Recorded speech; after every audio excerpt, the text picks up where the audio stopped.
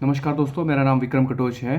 3 फरवरी 2023 को लाहौल स्पीति के विधायक श्री रवि ठाकुर जी की हिमाचल के मुख्यमंत्री श्री सुखविंदर सिंह सुक्खू जी के साथ बजट प्राथमिकताओं को लेकर एक मीटिंग रखी गई है, जिसके संदर्भ में मैं अपने विचार लेकर गरजापीती न्यूज़ के माध्यम से आपके समक्ष अपने सुझावों को लेकर आया हूँ।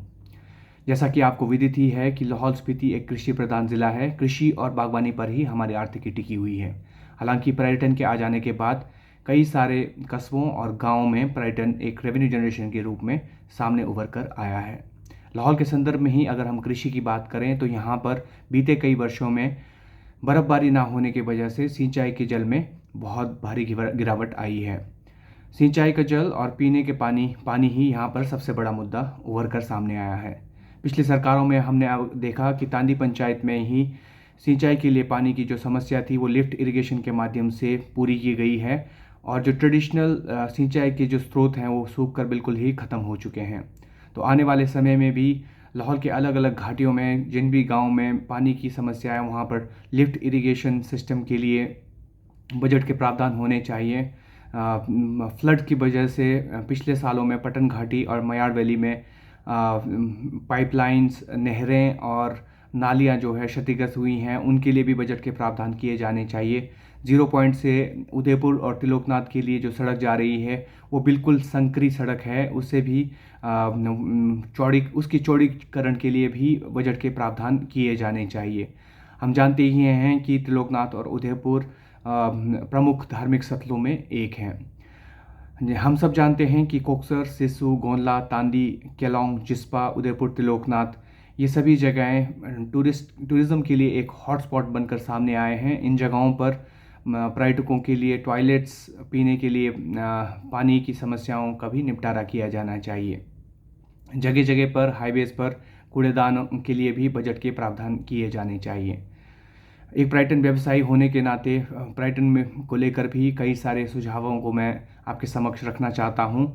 हमारे हेडक्वार्टर केलोंग में एक टूरिज़्म ऑफिसर की हमें सख्त ज़रूरत है, जो कि प्रशासन को रिप्रेजेंट करेगा, प्रशासन और सरकार को रिप्रेजेंट करेगा, और पर्यटन के जितने भी हितधारक हैं उनके साथ मिलकर संवाद स्थापित करेगा और हमारे बीच में जो गैप्स हैं उनको फिलफिल करने का काम करेगा।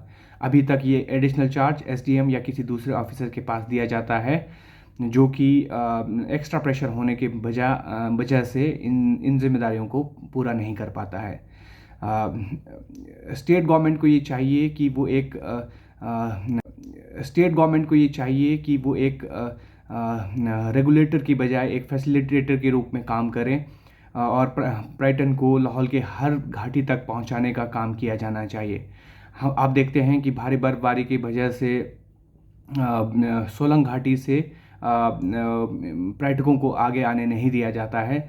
हालांकि अगर हम देखेंगे तो लोकल जो 4x4 गाड़ियां हैं या दूसरी जो गाड़ियां हैं वो बिल्कुल इजीली वहां पर अप्लाई करती हुई नज़र आती हैं।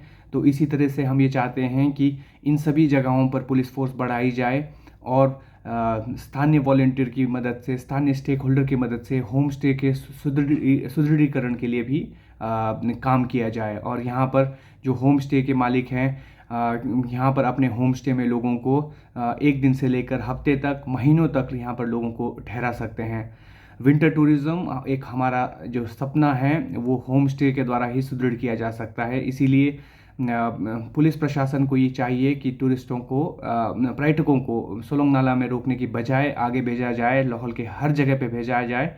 और अगर पुलिस प्रशासन को जवानों की कमी है तो हिमाचल सरकार को ये चाहिए कि यहाँ पर जगह जगह पर पुलिस की तैनाती की जाए, अतिरिक्त तैनाती की जाए, ताकि यहाँ पर जो विंटर टूरिज़्म और होम स्टे टूरिज़्म है हर वैली में, हर कोने तक ईज़िली पहुँच पाए। ये सारी छोटी छोटी चीज़ें अगर हम एक मास्टर प्लान के तहत आज से ही अगर हम प्लान करते हैं तो मेरे ख्याल से हम भविष्य में किसी अच्छी जगह पर पहुंचने की उम्मीद कर सकते हैं।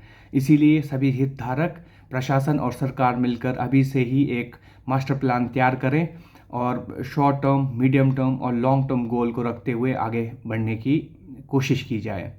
साथ ही साथ यहाँ पर टूरिस्ट इन्फॉर्मेशन सेंटर्स की बहुत ज़्यादा ज़रूरत है, और इनको स्थापित करके हम यहाँ पर होम स्टे टूरिज़्म को बढ़ावा दे सकते हैं। हमारी जो महिलाएं यहाँ पर हैंडीक्राफ्ट्स बनाते हैं उनको हम प्रमोशन दे सकते हैं। तो ये सभी काम जो है सभी हितधारक, सरकार, प्रशासन और जितने भी स्टेक होल्डर टूरिज़्म के हैं वो सभी मिलकर अगर आगे बढ़ेंगे तभी टूरिज़्म का अगर हम अच्छा फ्यूचर देख पाएंगे। दूसरी चीज़, यहाँ पर आप देखते हैं कि सरकारें तो बदल चुकी हैं, लेकिन जो हाइड्रो प्रोजेक्ट्स को लेकर वही स्थिति वहीं की वहीं है। कांग्रेस सरकार भी यही चाहती है कि जो भी जितने भी हाइड्रो प्रोजेक्ट्स हैं उन पर सरकार जो है प्राइवेट कंपनियों को न्योता देगी और वो यहाँ आकर इन्वेस्ट करेगी। जितने भी क्लियरेंसेस हैं सरकार खुद इनको क्लियरेंसेस लेकर देगी और इसकी बीडिंग जो है इन्वेस्ट करेगी। जितने भी क्लियरेंसेस हैं सरकार खुद इनको क्लियरेंसेस लेकर देगी और इसकी बीडिंग जो है प्राइवेट कंपनी द्वारा की जाएगी। हम ये देखते हैं कि ब्राइटन अभी तक इन जगहों पर जो कि फ्रेजाइल हैं एक तरह से अच्छे सोर्स ऑफ इनकम बनकर सामने आ सकते हैं एज़ कम्पेयर टू डैम्स और हाइड्रो प्रोजेक्ट्स के। तो इन योजनाओं को वहीं रोका जाए और टूरिज़्म को यहाँ पर प्राथमिकता दी जानी चाहिए और जितने भी बजट की जो प्रावधान हैं कृषि और पर्यटन को समक्ष रखते हुए की जानी चाहिए। धन्यवाद।